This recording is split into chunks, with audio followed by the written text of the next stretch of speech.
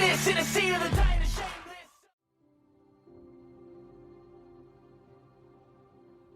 shameless. You are talking about the problem. So if you're talking about the problem, then you're giving focus to the problem.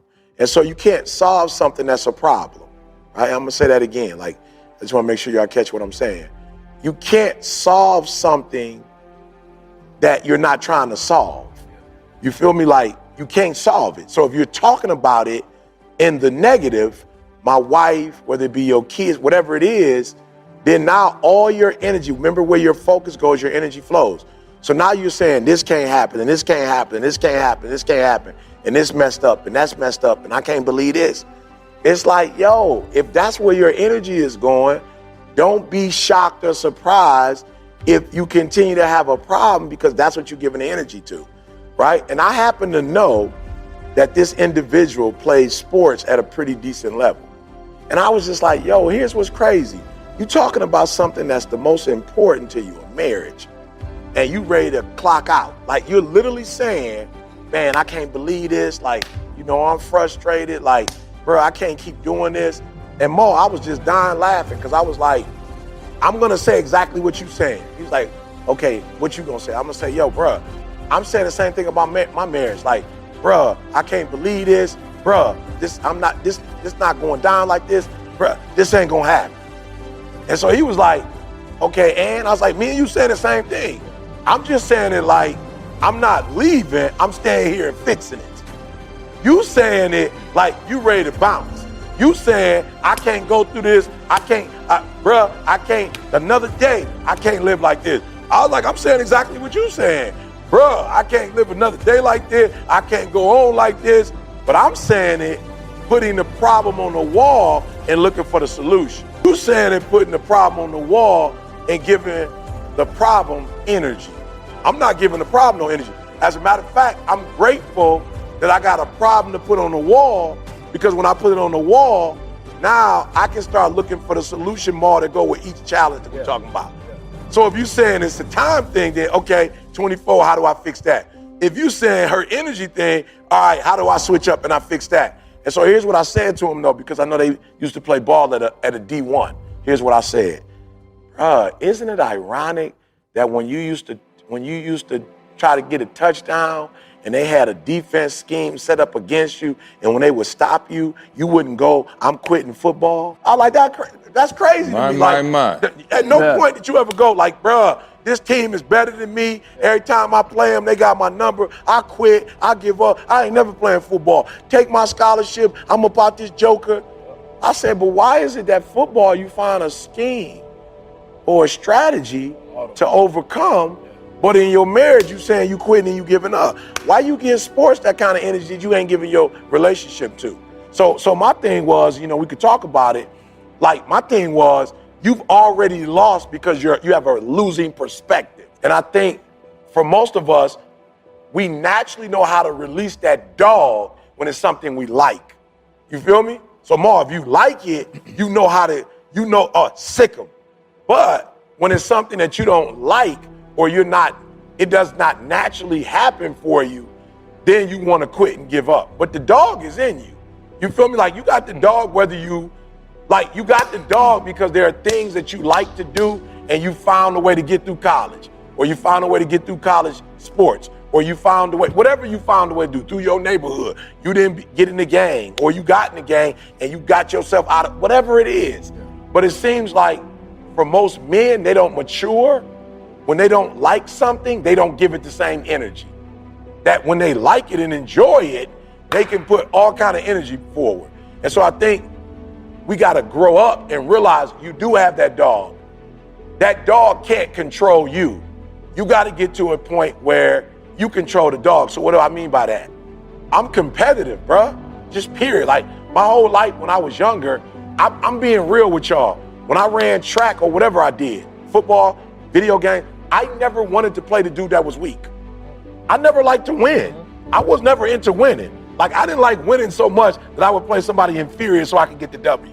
I always wanted to go against the person who was the best, because I wanted to be able to see, like, am I really good at this? So for me, I just was like, yo, I'm gonna show you what entrepreneurship, and so it became a competition of she's right. Yeah. I'm not doing certain things and I can't prove to her, whatever. So it became a competition. And so for some of you, you look at it as, oh, okay, I don't like it, it don't feel good, so you quit. But the stuff that you like, you're able to get up, you know, and do what you got. Like Maul said, some of y'all lift weights, bro, you're not tripping on it's 225. Right. You're not tripping on it's 300. Right. You yoking that joke. You didn't put the belt on. You got your boy behind you. You didn't put the music on. And now you done something ridiculous where you trying to bench press 450. Like that don't even make sense. But in your world, it makes sense to show somebody that even though you only weigh 225, that you have the ability to lift twice your weight. But then in marriage or in business or whatever you're doing, now all of a sudden you looking at your wife. I'm like, bro, 450? You can lift 450, but you can't deal with the problems because again, you just gotta. It's your mindset, right? And when you have a competitive mindset or whatever mindset that dog, whatever it is that allows you to get through, here's the reason why I used to always want to play the best people, because you actually get more bang for your buck. So as a competitor, I'm like, bruh, the hardest one to do look like is marriage. So if I can knock that one out, I'm going to have multi-millionaires, billionaires want to be in our mastermind. Why? Because the other dudes can teach you how to make money. That's low-hanging fruit. You got some of the top dudes in the world, money makers, that can't stay in a marriage. So I'm about to show you how to be blissful in a marriage. So my thing is, I want to conquer something that ain't nobody else conquering. You want to play against the best teams that's out there. So I just want to say this, as C say always, to simplify it. I want to challenge you today to look at your perspective or your outlook. And are you only up to play against the weak teams? Are you only going up against the stuff you like? Or are you in a position where you just want to compete, period? Like just everything you touch, everything you do, you just want it to be the best of the best. So I just want to challenge your mindset. So here's what I told the men in the morning that were focused more on the complaining board. Here's what I said. They start really going deep about their spouses and my spouse ain't this, my spouse ain't this, my spouse ain't that, and eat your spouse. I was like, bro, I'm gonna be real with you. A lot of the stuff you just said about your spouse, that's my spouse. My spouse asked me, why you getting up at 6 o'clock in the morning going to get with the men? My wife asked me, when you gonna stop doing this, when you gonna stop that? I'm like, bro, I don't know what you think that my wife, I don't know what kind of spouse you think I got, bro. But I told you before, these two, my wife is this. My wife ain't passive. My wife ain't no pushover. You can't bully her and manipulate her. That's not what I'm married to. But here's why I'm geeked. Because I said, wow, God, you must think I'm talented to go up against her. I don't look at it more like she this and she that, she strong-willed, she decisive, she, know what she, I look at it as, we gonna get it on tonight. I'm like, yo, you pick me to go up against her?